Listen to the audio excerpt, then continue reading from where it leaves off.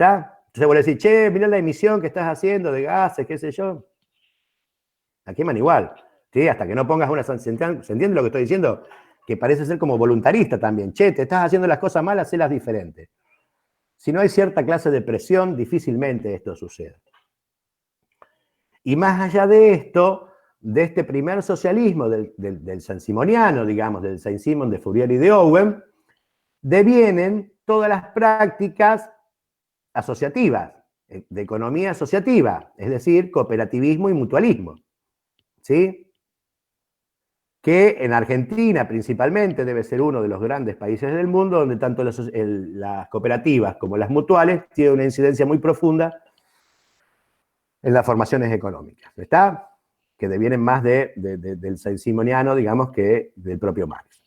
Igualmente Marx dice, esto no es una cuestión voluntarista, yo les voy a demostrar que esto fue pasando a lo largo de la historia y por esto va a seguir pasando. Esta cuestión de cambiar de manos las fuerzas productivas ya pasó en la historia y no hay serias razones por las cuales no va a volver a pasar. ¿Está? Por eso él dice que es científico.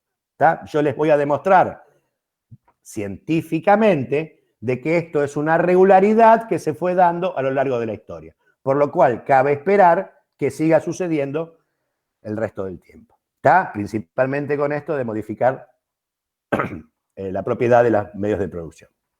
¿De acuerdo? Bien. Tenemos entonces materialismo histórico, materialismo dialéctico y socialismo científico.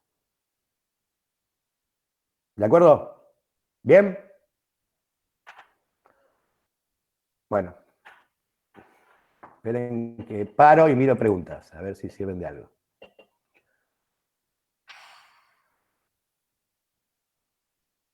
Dialéctica hegeliana, claro. Muy bien, sí. Sí, Darío es un capo. Yo sé que es un plomo. Yo no creo que sea un plomo. A ver, ¿cómo decirles? A mí me encanta la filosofía. No sé por qué. Yo entiendo que la filosofía está muy mal vista. Yo entiendo, o me parece a mí, que es porque está muy mal dada. No te hacen agarrar el gustito a eso. Y más ustedes que estudian historia, chicos. Ustedes ya tienen una predisposición a darle bola a estas cuestiones de lo social. ¿Sí? Pero Darío Z lo explica re ameno, es tipo una charla así. Sí, que para mí es la única forma en que lo agarrás. Yo no te voy a dar, creo que lo marqué, digamos, yo creo que lo marqué varias veces. Tenemos alguna clase de tendencia a usar palabras difíciles, cuando en verdad decimos cuestiones que son más fáciles de decir. Lo podés decir en otras palabras, pero nos gusta ser excéntricos y usar palabras extrañas. Por eso les puse Darío Z, está bien, les clavé 2 horas y media de Darío Z, está bien, un bajón, hay cosas más interesantes que hacer 2 horas y media con Darío. Pero bueno, en verdad está bueno, ¿está? Sí, eso es la izquierda hegeliana, digamos. Sí, lo explica bastante bien en la izquierda hegeliana en Darío Z. Bien, avanzo, sigo. 19:53, un bajón. Esta clase generalmente dura 2 clases, ¿está? Porque en medio de todo esto empieza la discusión con todos ustedes. Pero hoy lo vamos a abreviar a las 8:30 me suele agarrar hambre, así que quiero comer. Marx divide la historia de la humanidad en 3 modos de producción. Marx divide la historia de la humanidad en 3 modos de producción. Ahora van a empezar un montón de palabritas que son parecidas, ¿está? Pero van a tener que poder diferenciarlas. Para eso hago una clase y por eso les doy los textos que les doy. ¿De acuerdo? Fuerza productiva, relación de producción, modo de producción, tal, parecen... No, ¿está? Yo entiendo el contexto de pandemia y lo voy a mantener en esos términos, por supuesto, pero ustedes tienen que hacer el esfuerzo de entender que es un terciario y que el tipo está resumiendo en un concepto 6 renglones más o menos. Está diciendo cosas diferentes, por lo cual cada una de esas son diferentes. ¿Está? Y lo que estoy diciendo es, denle bola a cuál es el concepto apropiado para cada una de las cosas. Esperen que me quedó... el socialismo utópico está vinculado en Argentina con el cooperativismo y con el mutualismo. Disculpen que Uriel me está preguntando. Está con el cooperativismo y con el mutualismo. ¿Vieron las cooperativas agrarias? Bueno, las millones de cooperativas y mutuales. Está que dividen los ingresos entre los participantes. ¿Se entiende? Después vamos a charlar todo un día entero sobre si verdaderamente lo hacen, si Sancor es una cooperativa o una multinacional, todo eso lo vamos a discutir llegado el momento. ¿Está? Pero más allá de esto, entiendan que en base las cooperativas dividen equitativamente sus ingresos en cada uno de sus participantes. Esa es la lógica por la cual nace el socialismo. ¿De acuerdo? Vuelvo. Marx decía, divide la historia de la humanidad en 3 modos de producción. ¿Está? Modo de producción esclavista, modo de producción feudal y modo de producción capitalista. ¿De acuerdo? ¿Sí?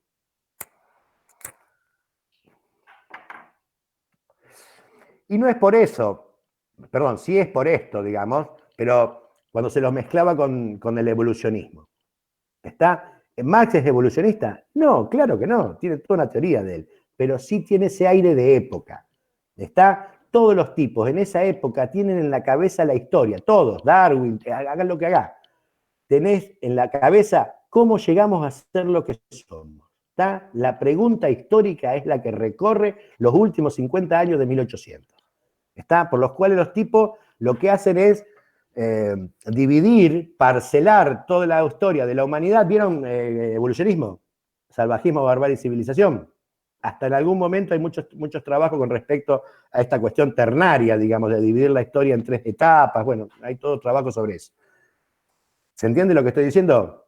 En esto Marx se parece a un evolucionista, en esto de preguntarse por la historia y dividirla en etapas para poder entenderla. ¿De acuerdo? Pero no, evidentemente no es un evolucionista, sino que toma de esa evolucionista porque, como todos los tipos de esa época, tienen en medio de la sabiola la pregunta histórica. ¿Sí? Estos son modos de producción, que les quede claro a todos, porque por si acaso, digamos, el modo de producción capitalista es el cual vivimos. ¿Está? En la actualidad, esto no es 1848, pero vivimos exactamente en las mismas relaciones de producción que las cuales Marx describe para esa época. ¿Mm? Algunas variantes, unas menos, otras más, pero difícilmente nos podremos salir de eso. Para analizar cada uno de estos modos de producción, Marx utiliza 2 variables.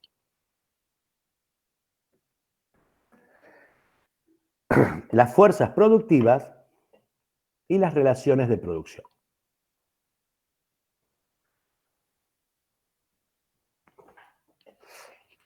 Las fuerzas productivas son el capital tecnológico de cualquier época que ustedes quieran analizar. ¿Está? El capital con lo que vos tenés. ¿Está? ¿Con qué generás riqueza? ¿Mm? ¿Con un arado? ¿Con una rueda cuadrada? ¿Con un tractor? ¿O con una máquina? ¿Se entiende? ¿Sí? Es el capital tecnológico que determinada época tiene. ¿Sí? Las relaciones de producción son las formas en que organizamos la sociedad para manejar esa tecnología. ¿Sí? ¿Qué estoy diciendo con esto? Que porque tenemos fábricas y tenemos un desarrollo dentro del capitalismo, inventamos una relación directa entre trabajador y empleador que se llama... ¿Cómo se llama la relación económica que vincula a la burguesía con el proletariado? El salario. Dependencia. Muy bien. Salario. ¿Sí? Salario. Entiendan que antes del capitalismo no había salario. Entiendan cómo el salario determina. ¿Sí? Determina, es propio de las relaciones de producción que existen en un modo de producción particular. Se dan cuenta que del esclavismo no había salario. que en el feudalismo las relaciones eran diferentes. Esta cuestión, creo que lo expliqué, pero más o menos se entiende lo que es el capitalismo para principiantes, ¿cierto? Si existiera un libro de eso, ¿sí? Un tipo, se dan cuenta que la relación, cierto, primero la vamos hay una palabra que se usa mucho en estos sí, casos que se llama la alienación, ¿no? En realidad lo que se hace a partir del salario es de alguna manera despersonalizar o sacarle ese oficio al tipo que antes hacía aquellos bancos de madera. Antes se le pagaba por lo que valía ese banco y por lo que él creía que pensaba que valía ese banco, o lo que él pensaba que valía, básicamente. Ahora lo que se hace es alienarlo, de alguna manera sacarle ese valor que él le daba y de alguna manera se le pone un precio más allá de lo que, digamos, de lo que realmente vale. No sé si se entiende lo que digo, pero básicamente es alienarlo, digamos, es despersonalizar al trabajador a través de un precio que se impone de alguna manera por el salario. Sí, sí. Termina, Sí. se termina convirtiendo en mercancía, el mismo obrero. Sí, sí, porque la historia en Marx es que, no voy a entrar en todo eso porque no terminamos nunca más, pero el primer Marx es más filósofo y es más humanista. Está, ponele que desde el primer Marx del 32 al 48, más o menos una cosa así. Y después hay un Marx más economicista y más sociólogo, digamos. Está más allá de su actividad política partidaria, digamos, cuando ya se funda el Partido Comunista. Ese primer Marx más filósofo habla de la alienación. El tipo siente dentro de su raíz materialista que a vos lo que te hace humano es tu producción, tu contacto con la naturaleza y cómo la modificás. ¿Está? Eso es el homo laboris. ¿Está? Vos sos, filosóficamente hablando estoy diciendo, vos sos lo que producís para estar en este mundo. Si de repente no lo tenés más y te lo alienan, te lo sacan, hasta en formas terribles, digamos. Piensen en los tiempos modernos de Chaplin. ¿Vieron la película? Vos ni ves el producto. ¿Está? Sos un tipo que hace con la tuerquita así y lo único que ves del producto es eso. Vos te alienás. Te sacan lo que vos sos como ser. ¿Está? Desaparecés, digamos, en el sentido filosófico. ¿Se entiende lo que estoy diciendo? ¿Sí? O lo que decía Nico antes. Bien. ¿Estamos entonces? ¿Puedo volver? Un montón de cosas para hablar de esto, chicos, pero... ¿Sí? Fuerzas productivas, relaciones de producción. ¿Se entiende cómo funciona el capitalismo, más o menos? Hay un tipo que tiene la propiedad privada de los medios de producción. Ya lo vamos a ver, no se hagan problema. Hay un tipo que tiene la propiedad privada de los medios de producción y te da a vos un salario. ¿Sí? Ese salario se usa para que vos lo gastes en el mercado y generes otra vuelta más de capitalismo. ¿Se entiende? Por más que el intento sea siempre ganar mucho menos, que pagarte mucho menos, si verdaderamente lo hace, piensen ahora, piensen en la pandemia, no hay circulación de dinero y el capitalismo se cae. ¿Está? Ya lo vamos a ver en otras teorías, principalmente en Gramsci. Vamos a ver que, y este mismo sentido, las relaciones de opuestos que decía Heráclito, todo tiene que ver con todo, ¿está? El burgués y el proletario están mutuamente implicados. Porque si vos no le pagás el salario al obrero, tampoco se puede consumir. Y lo que vos producís no lo comprás, no se lo vendés a nadie. Que es la crisis del 29, por ejemplo. Una crisis de sobreproducción. Había un montón de productos ofertados en el mercado y nadie lo podía comprar porque no había un mango circulando. ¿Se entiende? Aún las medidas que a mí me gustan, no estoy diciendo que no, está, aún las medidas de protección social instrumentadas por otros gobiernos, de Cristina estoy hablando, por supuesto, está como la UH, que sirven de colchón social espléndido para sigue siendo un modelo capitalista, profundamente capitalista. Está bien la parte, ¿está? No estoy diciendo que está mal. ¿Sí? Porque encima le das una cuota de dinero a sectores económicamente depreciados que no tienen capacidad capacidad de ahorro. ¿Se entiende? Por lo cual, esos 2 manguitos que vos recibís de más, antes comprabas 2 leches, ahora para los pibes, y ahora compras 3. Salí a gastarlo rápidamente. ¿Se entiende? Y eso genera que el tipo que está produciendo la leche tenga que contratar otro tipo porque ahora necesita 3 leches meter en el mercado, no 2. ¿Se entiende la cadena?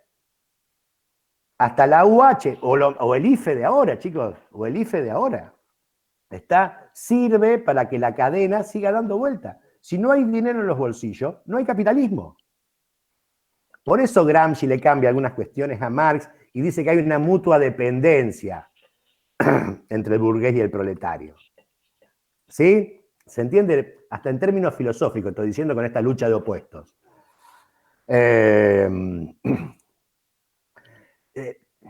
Me pongo filósofo, disculpen. Vos no podés entender qué es el día si no sabés lo que es la noche.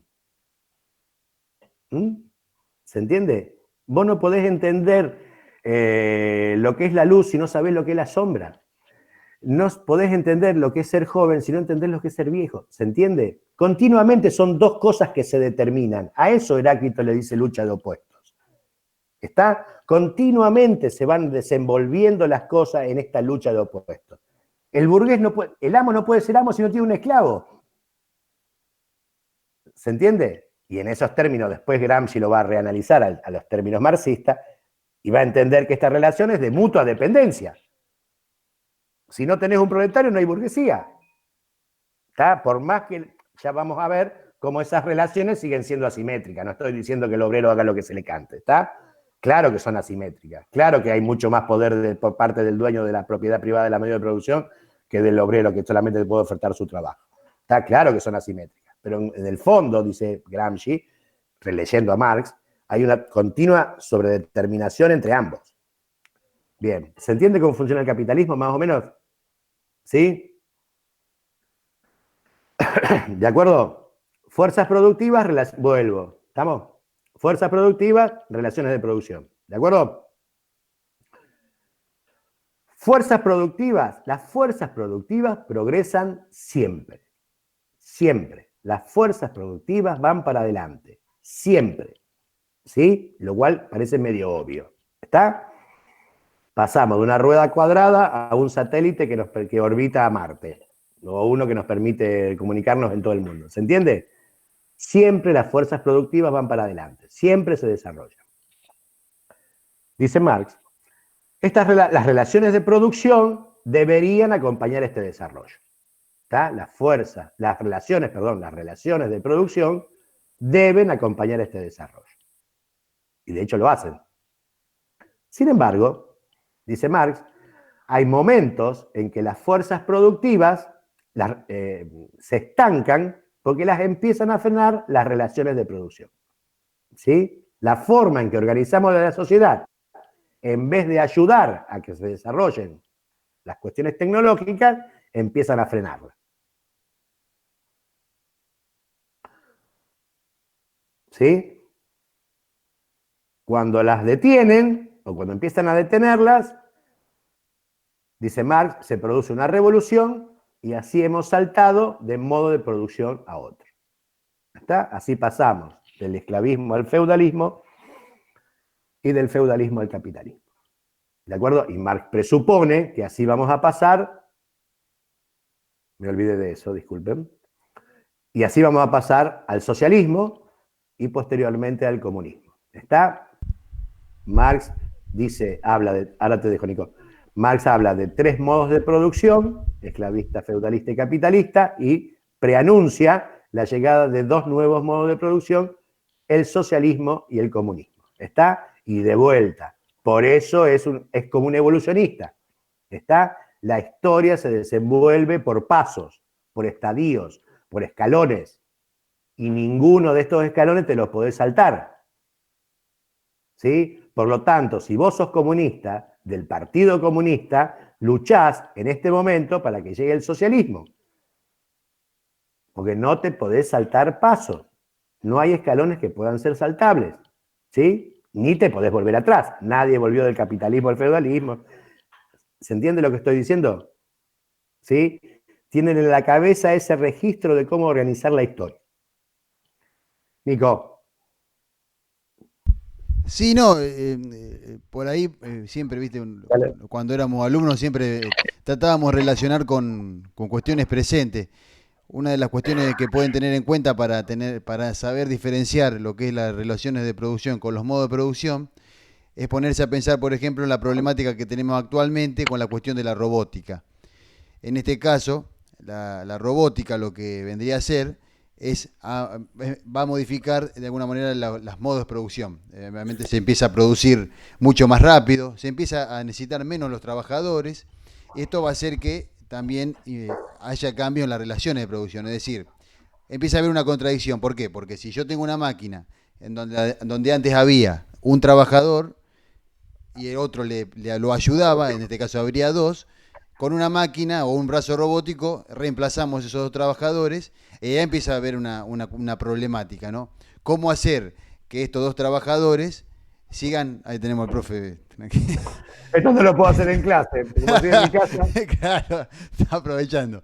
Entonces, la cuestión es cómo esas relaciones de producción empiezan a modificarse a partir de las modificaciones de los modos de producción, en este caso con la inclusión de la robótica. No sé si se entiende lo que digo, pero es para que tengan en cuenta con una problemática actual, que es la cuestión de la robótica. Seguro. Sí, sí, sí. Sí, eso es parte de eso. Estados Unidos, decíamos, tiene parado el proceso de robotización de la industria casi 15 años. ¿Por qué? ¿Porque no quieren poner robótica? No, porque la sociedad no sabe qué hacer con la cantidad de desempleados que eso generaría. ¿Qué haces con toda la gente? ¿Se entiende? ¿Sí? Vuelvo al mismo circulito que decíamos antes. Si vos tenés desempleado, ¿con qué consumís? ¿Quién te compra lo que vos producís? ¿Sí? Nunca hemos roto las máquinas por una cuestión así. Siempre las máquinas fueron para adelante. Ya parezco Terminator. Eso es. Siempre las máquinas fueron para adelante. Siempre. ¿Sí? ¿Vos querés pleno empleo ahora? Rompe todas las computadoras. En secretaría del instituto, en vez de 3 personas, tiene que haber 11. Rompe los lectores de sube en los colectivos y tenés un puesto más por colectivo porque tenés que tener un guarda. ¿Sí? Pero nunca hicimos eso. ¿Sí? En vez de inventar la imprenta, seguir teniendo tipos que la van traduciendo en libros y escribiendo cada uno, en vez de tener la imprenta. ¿Está? Marx dice, en la historia nunca dejamos de parar las fuerzas productivas. Siempre van a ir para adelante. Lo que hicimos fue reacomodar la sociedad para dar cuenta de esas fuerzas productivas que se van cambiando. Y es evidente que vamos camino a eso, chicos. Es evidente. Vuelvo a repetir. Para Marx, esto que vendría, digamos, lo que va a venir, se llama socialismo. ¿Está? Pero hay un montón de tipos tratando de pensar cómo va a ser esto. Piensen que está pasando aparte, ¿eh? Piensen que muchas de las soluciones posibles se corresponden con una AUH o un IFE que le haga llegar guita a la gente. Porque las máquinas lo pueden hacer solo, chicos. Donde necesitabas 6.000 personas, ahora necesitas 30. Ese camino es incontrastable. No va a haber forma. Lo que hay que repensar es la forma de las relaciones sociales. Más allá de esto, digamos, de este divague que nos mandamos entre todos. ¿Se entiende la relación entre fuerzas productivas y relaciones de producción? ¿Sí? Entre lo tecnológico y la forma en que organizamos la sociedad para manejar esa tecnología, eso es lo importante. ¿Está? Entiendan entonces que cada vez que se produce, que las relaciones de producción frenan a las fuerzas productivas, se produce una revolución y saltamos de modo de producción. ¿De acuerdo? ¿Bien? En el medio me quedaba de antes esto. Marx dice, dada una estructura, dada una forma de análisis, digamos, que yo voy a llamar fenómenos estructurales, que son básicamente los procesos económicos, ¿sí? Son los procesos económicos, junto con el trabajo, perdón, ¿está? Son considerando al trabajo como parte de los procesos económicos. Y una superestructura de carácter ideológico, ideológico en el más amplio de los sentidos, cultura, religión, leyes, educación, está todo lo que tenga que ver con formas de pensar. Eso es superestructura ideológica en el más amplio sentido de la palabra. Y Marx es un materialista y es coherente, dice, la estructura determina la superestructura. Biblia, ¿sí? Los que vieron a Darío también lo expresa de esa manera. ¿Está? La estructura determina a la superestructura. Determina. ¿Está? Después vamos a analizar cómo a lo mejor, tal vez, puede ser, esto sea uno de los errores de Marx. ¿Está? Las relaciones entre estructura y superestructura no son tan directas como una determinación. Parecería que toda la cultura, todas las formas de vivir que tenemos los seres humanos son como un epifenómeno de lo económico. Muy, muy determinista económico parece ser, porque la cultura tiene otro valor y eso es justamente el concepto de hegemonía en Gramsci. Pero bueno, ya lo vamos a ver, ¿está? Ya lo vamos a ver y con tiempo. ¿Está? No es tan determinante, pero ustedes, si vamos a entender Marx, Marx dice, la estructura determina a la superestructura. Es la cuarta tesis sobre Feuerbach. ¿Está? Basta, no hay forma, y Marx lo expresa en ese sentido. Tal vez sea parte del error de Marx cuando después lo acusamos a Marx de economicista, digamos, por no entender la vida social o la vida cultural en la profunda implicancia que eso tiene. ¿Sí? Porque el capitalismo no solo juega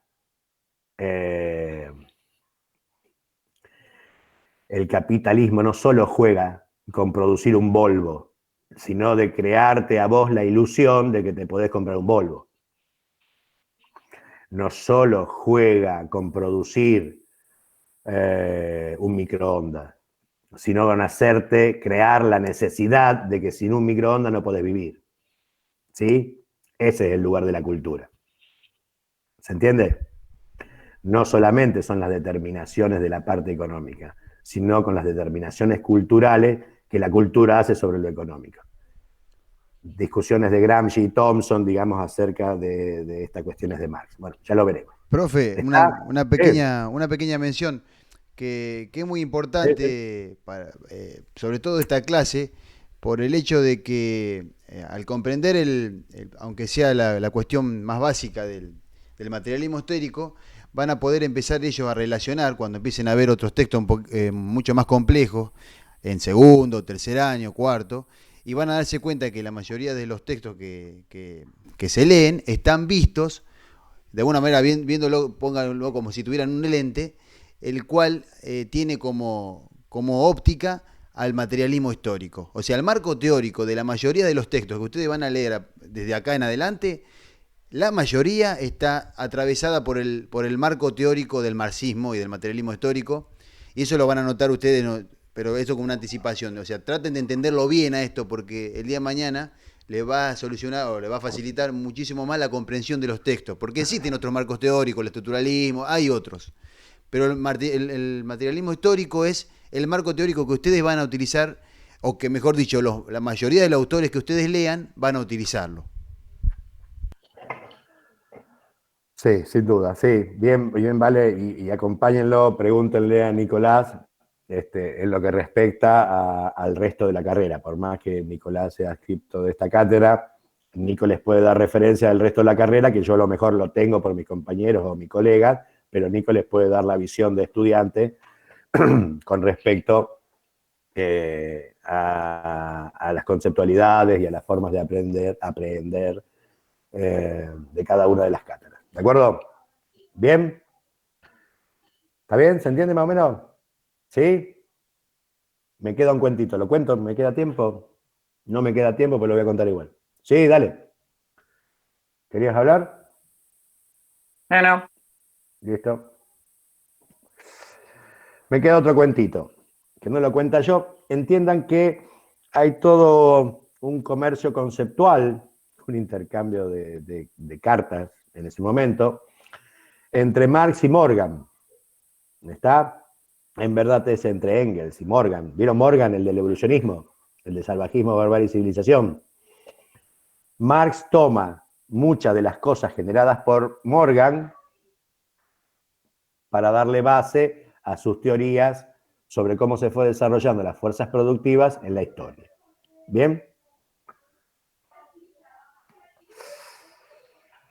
Hace 5.000 años, más o menos, esto varía de acuerdo a las distintas regiones, ¿tá? Digo, si en América, el Cercano Oriente, el Lejano Oriente y toda esta cuestión, en la humanidad estamos dividida en pequeños grupos clánicos, entiendan por clanes, familias extendidas. Está lo que estoy diciendo, papá, mamá, los chicos, la abuela, los tíos, y algún novio o noviecito que se unía a nosotros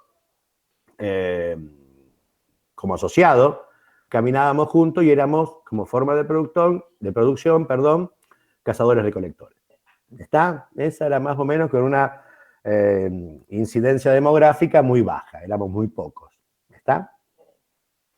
Con el paso del tiempo nos fuimos convirtiendo en cazadores-recolectores, seguíamos con la misma forma de producción, seguíamos con las formaciones clánicas, pero en verdad ya no variábamos, no éramos nómades por todos los lugares, sino que nos empezamos a quedar en nichos ecológicos estacionales.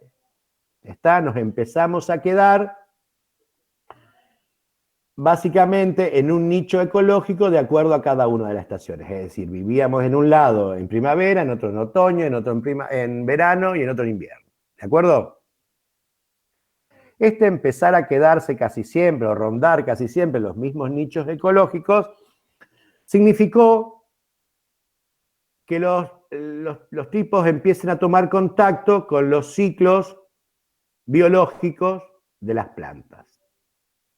Ya no era solamente un proceso de recolección, sino que empiezan a notar que de la semilla viene la planta, que de la planta viene el fruto y que dentro del fruto también hay semillas. ¿De acuerdo? Empiezan a notarlo con un montón de productos, empiezan a notarlo con la cebada, empiezan a notarlo con el trigo, en variadas. Y como decíamos, tal vez en algún momento, una serie de cambios cuantitativos generó un cambio cualitativo. Es decir, saltamos el escalón. ¿Vieron que decíamos eso? ¿Cómo se saltan los escalones? Una serie de cambios cuantitativos genera un cambio cualitativo. Conocíamos la avena, conocíamos la cebada, conocíamos el trigo, uno u otro, cuantitativo, hasta que se produce el salto más grande que dio la humanidad en toda su historia, que es la revolución agrícola.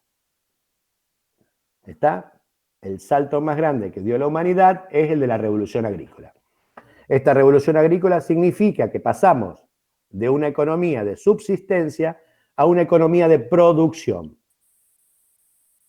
Por primera vez en la historia de la humanidad, no estamos a dispensa, digamos, de los cambios meteorológicos, de las sequías o de las malas cosechas o de los animales que estaban cerca, sino que nosotros vamos a consumir lo que producimos. Dice Marx, pasamos de una economía de subsistencia a una economía de producción. ¿De acuerdo? Esto produjo innumerables cambios. Innumerables cambios. Evidentemente, la primera cosa que produce es el sedentarismo. Vos ya te podés quedar en un lugar y podés vivir en ese mismo lugar todo el tiempo. En ese sentido, produjo por primera vez en la historia las ciudades. Aparecieron las ciudades, que hasta ese momento no existían.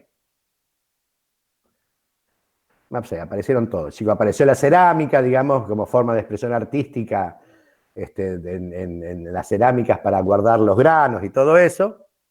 Seguramente en Asia y ahí en Asia y África, no sé qué materia, cómo se llama ahora, pero tienen lo que es la Sumeria, bueno, ahí comienza todo, digamos, en la Sumeria, con Ur y todo. Y bueno, todo eso va. Yo leí una cosa que ustedes no conocen que se llama Nippur de Lagash. Lagash era un cómic, y Lagash es la segunda ciudad de los sumerios después de Ur. No importa, otra digresión. Bien, ¿sí? Aparecen un montón de cosas. aparece, además, dice Marx, por primera vez en la historia, pasó que teníamos semillas para los dioses, semillas para comer, semillas para guardar para la próxima siembra, y por primera vez en la historia sobró. Sobraban semillas. ¿Está? Dice Marx, aparece el excedente. Por primera vez sobra. Esa sobra, Marx le dice excedente. ¿Sí? Y recalca Marx, por supuesto, el problema que aparece ahí y que aún no hemos podido solucionar es el problema de la distribución del excedente. ¿Está? ¿Quién se queda y cómo se distribuye el excedente? ¿Sí? ¿Está claro? ¿Sí?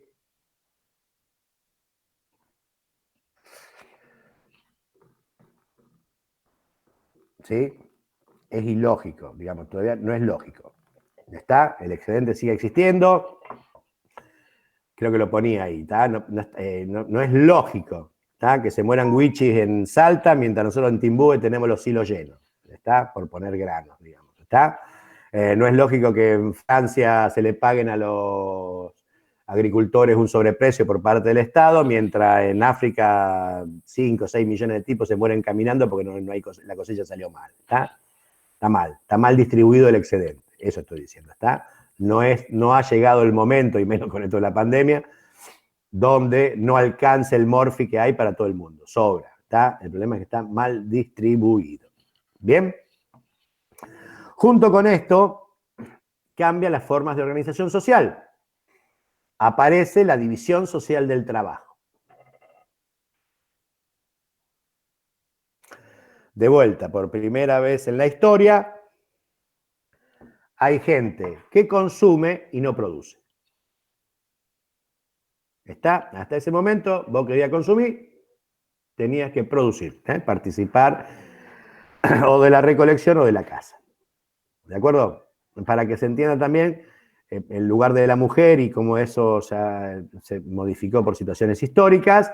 El 80% de la dieta venía de la recolección, ¿está? Y generalmente en la división sexual del trabajo, digamos, las mujeres hacían los procesos de recolección, por lo cual las mujeres eran mucho más importantes que los hombres en ese proceso de formaciones clánicas. Y había matriarcado, ya lo vamos a ver después cuando retomemos las discusiones entre nosotros y podamos ver evolucionismo más fuerte. ¿Sí? Por primera vez vuelvo, por primera vez decía, hay gente que consume y no produce. ¿Está? Básicamente en esta división social del trabajo aparecen dos grupos que consumen y no producen. ¿Está? Aparecen los militares y los sacerdotes. ¿Está? Los militares para resguardar el nicho ecológico donde vos producís, es decir, el campito, el pedacito de tierra que te agarraste para producir las semillas, y los sacerdotes para vincularnos con una vida posterior. ¿Está? Dada esta situación, entonces ¿se entiende lo que estoy diciendo? ¿Sí? Entonces tenemos excedente, aparición de la ciudad, división social del trabajo y aparece la propiedad privada. ¿Está? Esta cuestión es fundamental en Marx, esta cuestión de la propiedad privada, porque justamente va a ser la llave con la cual Marx piensa modificar el modo de producción, los modos de producción y llevarlo a otra forma que Marx piensa como superior. ¿Está? Vuelvo a repetir una cosa que creo que puse. Bueno, la mayoría de las cosas las puse, ahora me la escuchan a mí decir. Marx no tiene ningún problema con la propiedad. ¿Está? La propiedad es propiedad. ¿Está? Nadie tiene, es más, la podemos pensar como una extensión humana de la territorialidad animal. ¿Vieron que los animales tienen territorios? ¿Vieron que los perros orinan y toda esa cuestión? Bueno, hay una territorialidad, supongamos que la propiedad, esto es mío, sería, es como una extensión humana del concepto de territorialidad en los animales. Marx con lo que tiene problema es con la propiedad privada. Marx siente, ¿qué es la diferencia? Que vos esa propiedad la podés legar. Esperen que se me está desconectando. Que esa propiedad vos la podés legar. Es decir, se la podés dar a quien quieras. ¿Sí? A tus hijos, a un amigo, a lo que quieras. Está esa posibilidad de legar que te da la propiedad privada. ¿Sí? Marx está en contra de eso. Marx siente que esa cuestión de propiedad que es tuya, pero si vos después la legás, como que se la choreás a la sociedad, porque lo que verdaderamente hay es una propiedad que fue construida por la sociedad, y la sociedad te dio la posibilidad de que vos tengas eso. Nadie dice que no lo uses. La historia es que no lo puedas legar, que no lo uses como se te cante a tu piacere. Si querés, donárselo a un gato. ¿Vieron como en Estados Unidos tiene el problema ese con los testamentos? Acá no existe todo eso, ¿tá? Pero vieron que por los testamentos a veces los filántropos y todo eso se lo legan a los gatos. No, eso debería volver a la sociedad. La historia sería, vos tenés una casa, vas a usar la casa, te morís, la casa vuelve a la sociedad y la sociedad la redistribuye a otra pareja joven o a otra persona que no tenga casa. ¿Está? ¿Se entiende lo que estoy diciendo? Digo, para que entiendan la diferencia entre propiedad y propiedad privada. Eso es lo que entiendo. Marx no tiene quilombo con la propiedad, no tiene problemas, perdón. Con la propiedad sí los tiene con esta capacidad de legar que llama propiedad privada. ¿De acuerdo? ¿Sí? Aparece entonces la propiedad privada.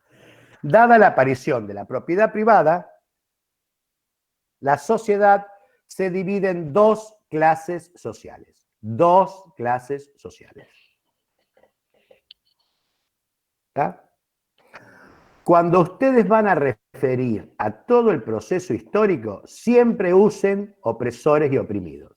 ¿Está? Las dos clases sociales son opresores y oprimidos. ¿Sí? Cuando van a referir a toda la historia humana, refieren a opresores y oprimidos. ¿Quiénes son los opresores? Biblia también, ¿está? Es un contrasentido decir Biblia en Marx, pero entiéndanlo como fuerte, digamos. ¿Quiénes son los opresores? Los que tienen la propiedad privada de los medios de producción. Así. ¿Sí? ¿Quiénes son los opresores? Los que tienen la propiedad privada de los medios de producción. Esperen. Sí, Cintia, pero no. Los burgueses en un modo de producción, que es el capitalista. Por eso digo, para entender toda la historia, usamos opresores y oprimidos. Burguesía y proletariado se corresponden a uno de los modos de producción, que es el capitalismo. Está bien, claro, son opresores. Pero siempre referite a opresores y oprimidos. ¿De acuerdo? Ahora voy con eso, ahora ya voy con eso. ¿De acuerdo? Opresores son los que tienen la propiedad privada de los medios de producción. Entonces, cuando vuelva a la presencialidad, ustedes estamos en el examen y le digo, la sociedad se divide en opresores y oprimidos. ¿Quiénes son los opresores? Los que tienen el poder. No. Marx le da una vuelta de rosca a eso. Porque el tipo dice, claro que tienen el poder, pero ¿por qué tienen el poder? Porque tienen la propiedad. ¿Sí? Te escucho, Malena. ¿Se podría decir propietarios y no propietarios también? Sí, pero recordando esto de la propiedad privada, porque es por la salvedad esa que le hice antes. Sí, en verdad es propiedad de lo que genera guita. Claro, porque aparte la cama no genera guita. Para que no confundan la cuestión de propiedad, porque puede haber también propiedad comunitaria o comunal, como le llaman, en la cual hay varios que tienen una propiedad o tienen la misma propiedad. Por eso por ahí el profe lo que quiere decir es que existen dos tipos de clases. Una es la que detenta el poder de los medios de producción, o en este caso la propiedad, para ser más específico, y los que no. Y ahora va a decir cuáles seguramente los que no, que son los que obviamente ofrecen solamente su trabajo o su fuerza de trabajo. Pero bueno, eso que lo diga el profe. No, está bien, sí, yo ya lo cursaste. ¿Está? Sí, propiedad privada de los medios de producción. Toda una definición, ¿está? No solamente es propiedad, es una clase particular de propiedad que se llama propiedad privada. ¿Propiedad privada de qué? ¿De la cama? No, de los medios de producción, entre comillas, de lo que genera guita, en el momento que fuera. ¿Está? Sea esto En el esclavismo la tierra, en el feudalismo la tierra también, y en un principio la manufactura, bueno, está la propiedad privada de lo que genera guita. Y por el otro lado, los oprimidos son aquellos, como bien dice el marxista Nicolás, son aquellos que lo único que tienen para ofrecer en el mercado es su fuerza de trabajo. ¿Ya? Que lo único que tienen para ofrecer en el mercado es su fuerza de trabajo. ¿Mm? Con opresores y oprimidos entiendo la historia entera. ¿Está? Por más nombre que fueran, opresor y oprimido me explica la historia entera. ¿De acuerdo?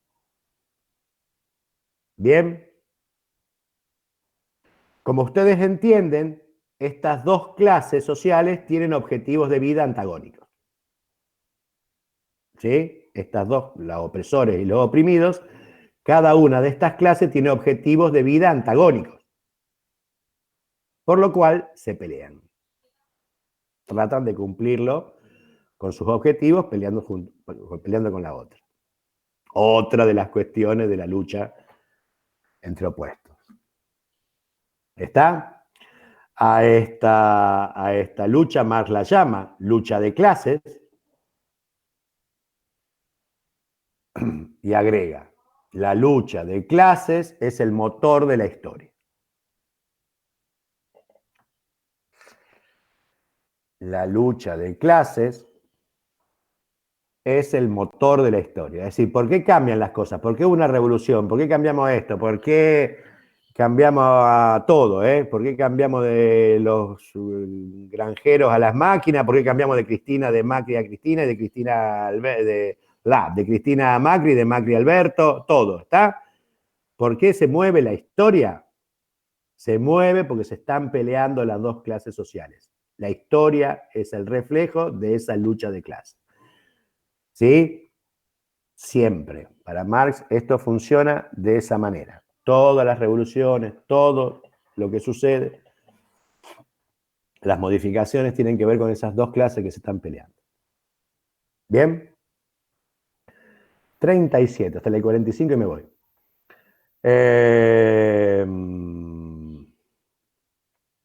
Lucha de clase. Dados los diferentes modos de producción, ahí voy, Cintia. Dados los diferentes modos de producción, esta lucha de clases se expresa en el modo de producción esclavista, amo y esclavo. ¿Se dan cuenta de lo que digo? ¿Quiénes son opresores y oprimidos en cada modo de producción? Cuando me voy a referir al esclavismo, voy a decir amo y esclavo.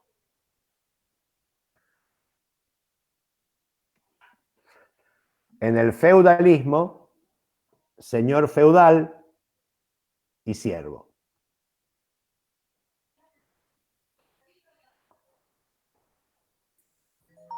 Y en el capitalismo, burguesía y proletariado.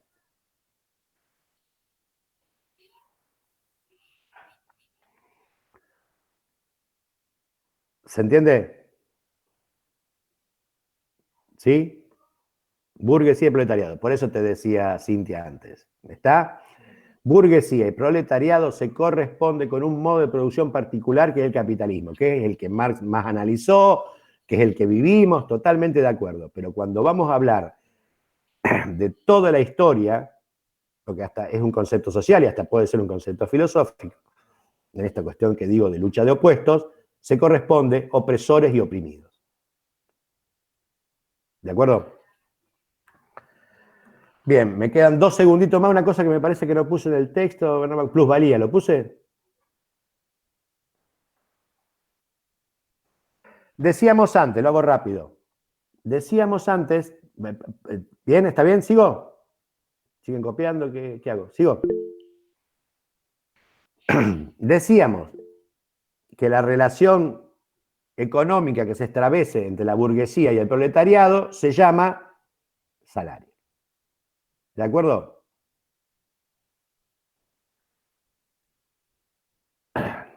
¿Sí? La plusvalía con B corta, la plusvalía es la diferencia que encuentra Marx entre lo que un obrero, un proletario, debería ganar y lo que gana. Es una diferencia, una resta. ¿Está? La plusvalía es una diferencia, es la diferencia entre lo que un obrero debería ganar y lo que gana. Como decía Nico antes, dice Marx, ¿cuánto debería ganar el obrero? Por lo que produce. Marx dice, un obrero debería ganar por lo que produce. ¿Está? Una vez descontado, digamos, para comprar de nuevo la materia prima y todo esto. ¿Está? Si producís 8 clavos, tenés que ganar 8 clavos. Ponele 7 porque tenés que recuperar el material para hacer de nuevo clavos y toda esa bocha. ¿De acuerdo?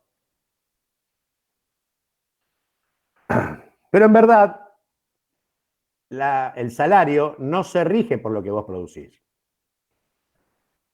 Generalmente en clase discutimos 1 hora acerca de todo esto. En verdad, no ganás ni por qué trabajás, ni la hora que trabajás, ni la calidad del trabajo que hacés, ni sos bueno o malo, ni por nada, digamos. ¿Está? El salario, dice Marx, está fijado por las reglas de mercado. Marx dice, el salario, lo que cobrás efectivamente, digamos, ¿sí? Está fijado por las reglas del mercado, es decir, oferta y demanda. ¿Sí? Y en esto no entra ni convenio colectivo de trabajo, ni tutti ni fiocchi. ¿Está? ¿Se entiende? Lo que estoy diciendo en otros términos es, si vos tenés que construir una casa, y en Villa Constitución, o en Empalme, no sé dónde son, hay un solo albañil, si el convenio colectivo de trabajo dice que vos le tenés que pagar 10.000, le tendrás que dar 10.000 acá arriba y 20.000 acá abajo, porque no lo haces sino. ¿Se entiende? Si como pasa ahora, vos tenés 100.000 albañiles para hacerte la casa, por más que el convenio colectivo de trabajo diga 10.000, vos con 900 lo arreglás. ¿Se entiende? Marx dice en ese sentido, ahí voy. Sí. Marx dice en ese sentido que la propia burguesía genera el ejército de desocupados para bajar los salarios. Sí, Nico. No, porque esto es interesante lo que decís, porque eso también nos demuestra que Marx tiene los conceptos de lo que es el liberalismo clásico, de alguna manera, porque lo que es oferta y demanda claramente nos remonta a Adams y todos los que vinieron desde él. O sea que, para que se entienda que Marx, de alguna manera, era un capitalista, pero que le da una vuelta de rosca a esa cuestión. Por eso, para que no se quede con esa dicotomía de que Marx es algo distinto a lo que se piensa a las bases del capitalismo. Las bases del capitalismo están y él lo que hace es darle otro sentido. La oferta y demanda está, las leyes de mercado están. Por eso también está bueno para hacerlo mención. ¿No? Seguro. Esto que decíamos antes, dice Nico. El segundo Marx, el Marx menos filósofo, digamos, y más economicista, se la pasa leyendo a Adam Smith, se la pasa leyendo a David Ricardo, digamos, a toda la pléyade de economistas, lo que en ese momento se llamaba economía política, ahora también se llama economía política, pero otra cosa. La gente que estudiaba esa clase de procesos económicos eran todos de economía política, y encima todos estos economistas vieron que ahora parece que la economía es una ciencia exacta. La economía no es una ciencia exacta, la economía es una ciencia social. Como ciencia social está perpetrada por los humanos y tiene variaciones propias de los ciclos sociales, no de los ciclos de las ciencias exactas. Si baja la demanda sobre la oferta, todas esas giladas se corresponden con procesos sociales. No es una gilada y que me disculpen todos los economistas. Pero quiero decir, todas esas variaciones se dan en el contexto de relaciones humanas. Ninguno de los grandes economistas liberales, digamos, tanto Smith como Ricardo, hasta los propios anarquistas con Proudhon y todo eso, dejan de entender que la economía siempre es un proceso social. Recién a finales de 1800, a finales del siglo XIX, la economía se independiza y se tiende a pensar la economía como una ciencia exacta, cuando en verdad no lo es nunca. ¿De acuerdo? Digo entonces y cierro. Plusvalía, 44, un minuto me queda. La plusvalía es la diferencia entre lo que debería cobrar, que es por lo que produce, y lo que en verdad cobra, que es por las leyes de mercado. ¿De acuerdo? Es la diferencia, dice Marx, que se apropia el señor burgués por el solo hecho de mantener la propiedad privada de los medios de producción. Por eso ahí le encuentra la vuelta, o intenta, o piensa él que es la vuelta. ¿Está? Si yo cambio de propiedad privada a propiedad social, esa guita que se queda al burgués se distribuiría entre todos los obreros. ¿Está? Esa es la vuelta que el tipo le entiende. ¿Sí? Eso que queda solamente en manos privadas, en manos del señor burgués, dice Marx, en este proceso de plusvalía, en vez de quedársela a una sola persona, se distribuiría socialmente. ¿Sí? Para los tiempos de Marx, está pensando, él tiene mucho trabajo sobre la Francia de esa época, se corresponde a un octavo, es decir, el obrero cobraba en realidad 1 en 8 con respecto a lo que producía, y en la actualidad varía entre 1 en 352 y 1 en 352 de acuerdo a los sectores. Chao, terminó. A comer. ¿Sí? ¿Está bien? ¿Se entiende? Les quiero comentar, para que tengan todo en Esperen, no se cuenta, vayan. que la videollamada de hoy, yo ahora la voy a procesar y la voy a subir a YouTube, así que la van a poder escuchar de vuelta, y los que no estuvieron la van a tener también disponible yo después le paso el link y la pueden verla por ahí. Subila. Yo le cuento una experiencia de un compañero mío de la facultad.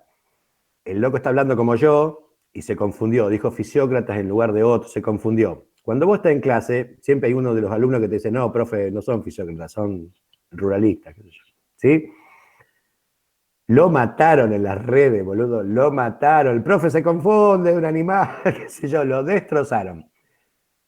Quiero que tengan la indulgencia propia de estos casos, propios de la pandemia, porque yo puedo entenderlo a ustedes y ustedes entiendan a sus profesores que a veces nos equivocamos. Chicos, chicas, Nico, gracias a todos. Nos vemos. Saludos a todos. Uno para este lunes que viene, no, para la otra, vamos a ver si podemos hacer Durgen. Yo antes les subo el capítulo que tienen que leer. ¿Está?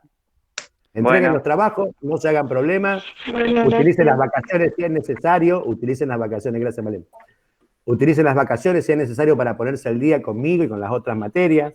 ¿Está? Los trabajos están buenos, verdaderamente yo creo que es una muy buena camada, lo he charlado con mis compañeros. Vienen trabajando muy bien. Lo que les pido a todos es que acompañemos, en la medida en que podemos formar un grupo, acompañemos a los otros compañeros que se están retrasando por cuestiones laborales, familiares o lo que fuera, poder acompañarlos y trabajar junto con ellos. En verdad, chicos.